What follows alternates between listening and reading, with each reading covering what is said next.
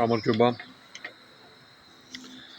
ერნესტ ჰოფმანმა თავის ზღაპარს ფანტასტიკას, ზღაპარის სატირა ფანტასტიკა, გროტესკული ფანტასტიკა, ესე მოიხსენიება ეს ზღაპარი დაარქვა ასეთი სახელი. პატარა ცახესი ცინობერად წოდებული. ამ თემაზე ნასაუბრები მაქვს ჩემს გვერდზე, მაგრამ კიდე მიჩნდება სურვილი დღევანდელობის შემხედვარე. ესე იგი, რატომ დაარქვა ეს სახელი? Klein ცახეს, ხო ესე ქვია, ხო?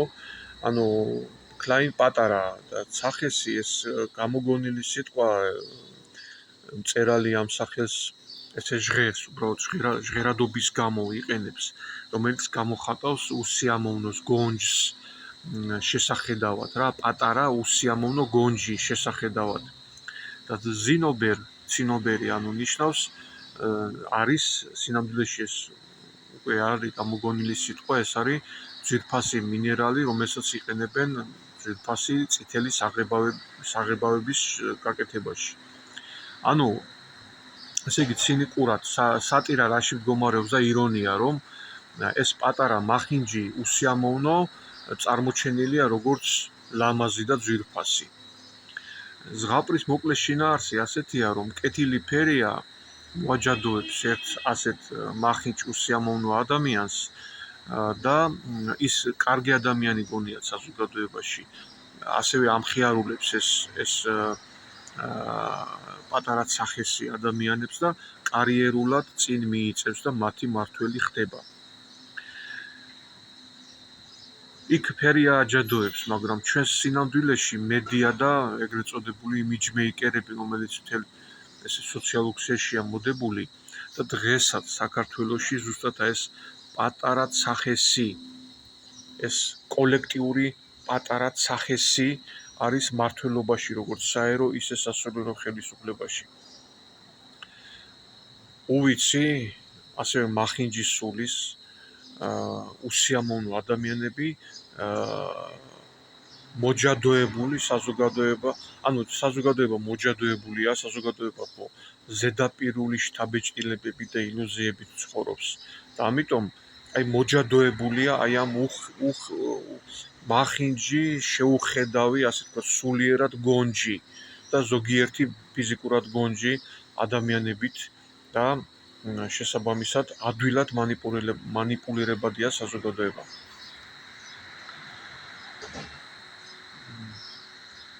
ამიტომ არის, რომ კარგ ნამდვილ ნიჭიერ ადამიანები უგულებელყოფილია, როგორც საერო, ისე სასულიერო ხელისუფლებაში.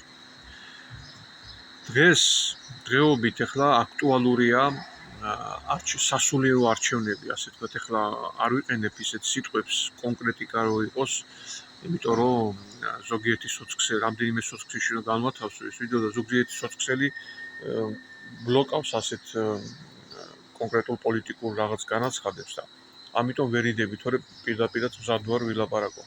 ანუ სასულიერო არჩევნებია და სოციალურ ქსელში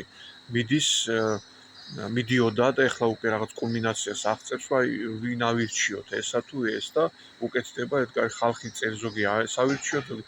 ეს არის ერთგვარი ილუზია კიდევ ერთი, რომ თითქოს ფიქრობთ, რომ ხალხი ირჩევთ რამეს, არაფერს აღარ ირჩევთ.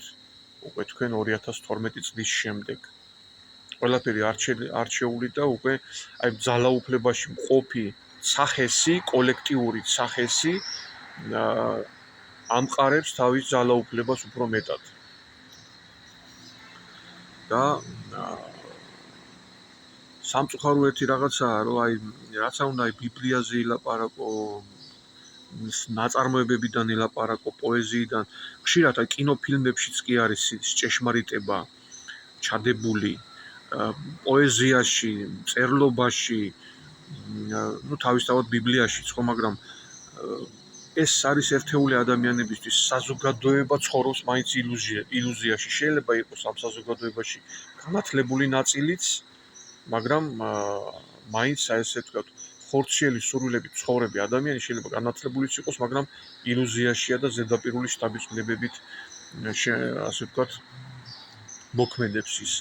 ასე რომ საზოგადოება საზოგადოებამ საკუთარი გამოცდილებით უნდა ისწავლოს და არა ვთქვათ აი ლიტერატურიდან და კინოფილმებიდან და პოეზიიდან ასე ვთქვათ ეს არის ერთეული ინდივიდუალურად ზოგიერთი ადამიანებისთვის გზამკვლევი ჭეშმარიტებამდე მარადისობამდე მისასვლელი გზა ყველა ეს საშუალება როგორც ბიბლია, ლიტერატურა, კინოფილმები, ხელოვნება, ყველაფერი ეს არის რომელსაც ადამიანის სულში შეაქვს პატარ-პატარა წვლილი სულიერი განვითარებისთვის და მარადისობასთან ზიარებისთვის.